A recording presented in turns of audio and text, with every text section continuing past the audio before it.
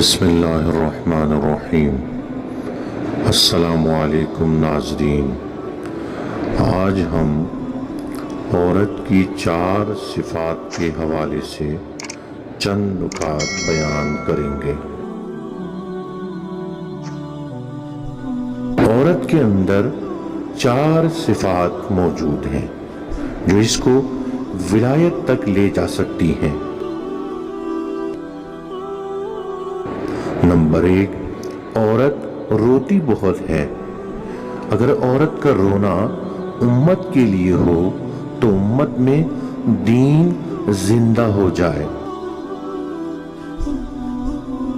Number 2، عورت بولتی بہت ہے۔